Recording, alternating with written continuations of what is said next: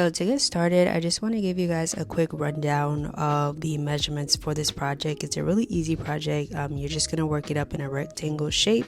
So the length of your project is going to be 17 to 18 inches depending on what hook size that you use. And then the width of your hat is going to be 23 inches, and that is your average head circumference for an adult head size. Once you've completed all your rows, you're going to fold it in half like a hot dog, and then these dotted lines are going to be where you connect the two panels together. And then you have your opening on the end, and then your hair tie is going to be right here. So I am using medium weight 4 yarn. This is the color Green Apple by Red Heart, and the hook that I'm going to be using today is my prim hook in the letter J, which is a 6mm crochet hook, and this is the only one that I have from this brand, and to be honest, I really want to get more. And then I'm going to be using some measuring tape and then a pair of scissors to cut my yarn. So if you are going to be using a 5.5 or 5.75 hook, you are going to start out with your slip knot and then chain up 50. But if you are using a 6mm hook, you're going to chain 45. I noticed that with the change in hook size, it changes the measurements just a little bit, and also depending on your tension as well. So just go ahead and chain up until you've reached that measurement of 17 to 18 inches. So because I did use my 6mm hook, I only chained up 45, and this is what my chain looks like. It reaches that 17, in between 17 and 18 inches depending on if you stretch it. But yeah, once you've completed your chains, you are going to add an additional chain 1, and that is going to count as your turning chain. So we're going to be working with half double crochet, so you're going to skip that first chain, and in that second chain you're going to insert 1 half double crochet. And then you're going to continue inserting 1 half double crochet in each chain all the way down the row until you reach the end. So here I am at the end of the row, and I completed my half double crochets all the way down, and this is what your first row should look like. Once you have your stitches in, your chain is going to stretch out a little bit. That's why I say it's going to be in between that 17 and 18.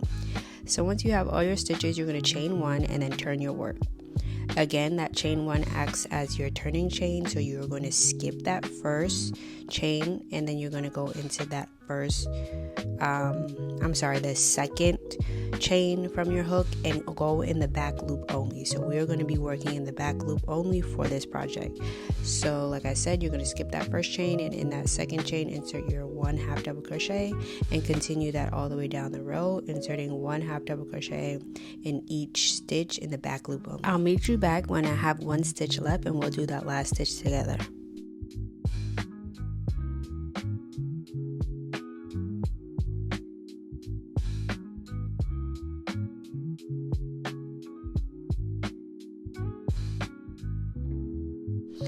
Okay, so we're at the end and we have 1 stitch left. Now this is just a personal preference of mine, but for the last stitch of each row, I like to go in with a regular half double crochet. So I like to go under both loops instead of just working in the back loop only.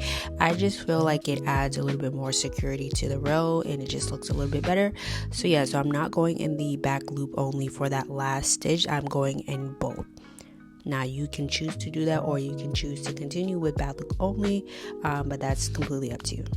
So you are going to chain 1 and then turn your work. So once you turn your work, we are going to complete this row by doing the same thing. So go into that second chain from your hook with your 1 half double crochet in that back loop only, and you're going to repeat inserting 1 half double crochet all the way down the row, and just continue on doing rows and rows and rows of that until you reach the desired length. So I will meet you back at the end of this row. So here we are at the end of row 3, and always remember that last stitch is, I know sometimes it can be hard to see, but that last stitch you're going to go under both loops if you prefer to do it that way, but always remember that there is a stitch at the end of that row. So if you want to, you can count as you go just to make sure you're having the correct amount of stitches. You should always end the row with the same number of stitches. So if you have 45 chains from the beginning, you should be ending with 45 stitches at the end of each row, or 50 depending on how many you did. So now that this row is completed, like I said, you're just going to continue on repeating the same thing for rows and rows and rows until you reach that measurement that I had set in the beginning. So you want to keep going until it reaches 23 inches. Okay, so you're going to go all the way until it reaches 23 inches while it's a little bit stretched, because once it goes on your head, it is going to stretch to that head circumference. So, and we're also using the rib stitch. So the rib stitch kind of makes it a little bit tighter, but it also allows room for that stretch.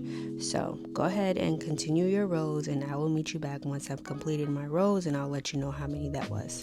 So I am back and I have completed my rows, and this is what my work is looking like so far. So I completed a total of 27 rows. So that was enough for me with my tension to give me that measurement of 23, as I mentioned before. Now say your tension is a little bit tighter, you could have made more rows. You could have done maybe 28 to 30 rows depending on your tension, but 27 was good enough for me, so that's how many rows I did. Okay, so remember in the beginning when I said once you have completed all your rows, you're going to fold your work like a hot dog. So that's what we're doing right now. You're going to fold it in half the long way. And then from here, we are just going to connect the two panels together just so we can close up our hat. So for this part, once you have it folded, you can choose to go down your row connecting the two panels with either a slip stitch, a single crochet, or if you have a darning needle, you can cut off a amount of yarn and then you can just weave it back and forth. And that's actually what I'm going to use.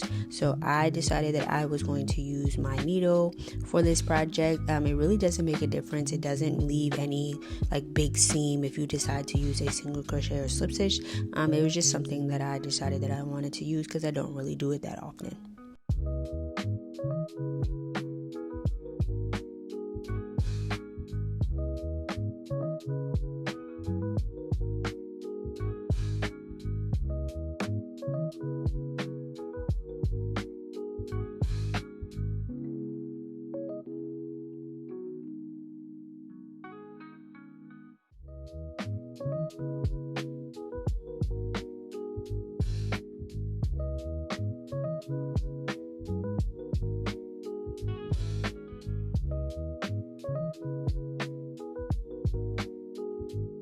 So now I am just going to weave my needle back and forth through my project, going between both loops, under both loops on both panels.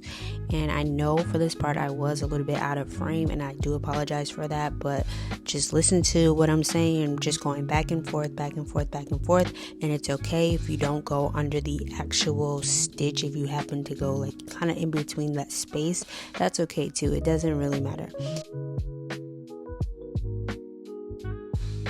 So this is what it looks like so far. So I'm just gonna go ahead and continue all the way down my row, just trying to keep it as lined up as possible.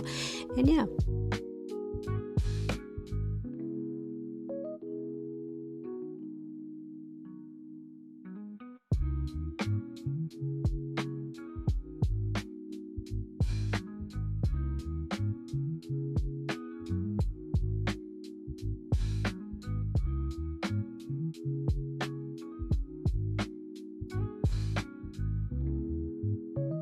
Once you've completed connecting the long edge of your hat, you're going to continue on to one of the short ends, and you're going to continue by adding in your slip stitches, your single crochet, or weaving in your darning needle back and forth to close up the top part of the hat.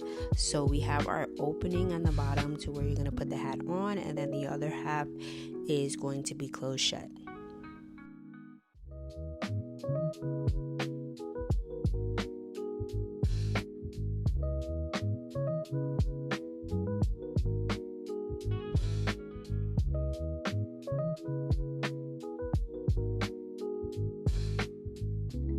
So at this point in the video, this is what your work should be looking like. We have one end that is closed off, and then we have the other end that's opening to where you'll be putting the hat on.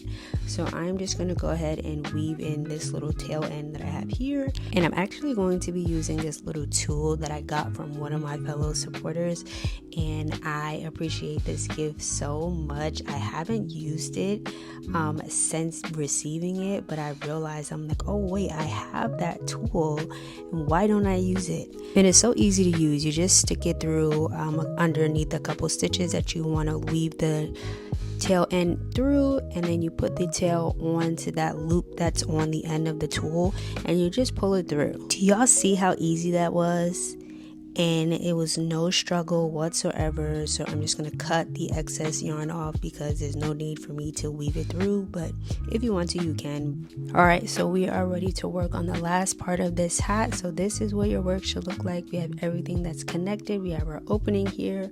The top part is closed off. The side is closed off. We weaved in our loose ends. So now we're ready to do our hair tie part. And I don't even know why I called it a hair tie, but to be honest, it's just like a small little drawstring tie at the end of the hat to give it that nice look. So you're just going to chain up. I chained up 100. That was just a good number for me. There is no preference on the amount of chains, but just chain 100 and that should be fine. So once you have your chain up of 100, that will be your base chain. If you want it to be a little bit longer, you can go more than that, but I wouldn't chain any less than 100. So once you have your chain, you're going to grab that end of your hat that we closed off, and you're just going to kind of bunch it together like this. That way it's easier for you to wrap your chain around. So you're going to grab your chain and you're just going to hold it like this. And then once you have it on there, you're just going to continue and wrap it around until you have a little bit left. So just keep going, wrapping it around until the end of the chain that you have matches the length of the other chain that you see that's hanging.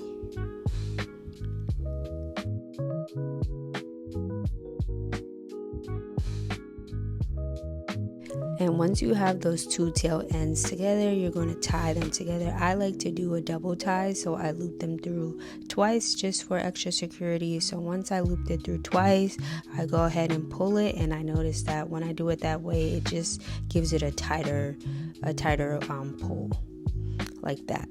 So now this is the end of the tutorial. The hat came out really cute, and that is the end. There's nothing else that you need to do. If you want to go ahead and if you have like a tag that you want to add on your hat, you can go ahead and do that by the opening. If you want to add some gems on it, you can. But yeah, this is how the finished product looks, and I did a couple other ones just playing around with the pattern before I showed you guys.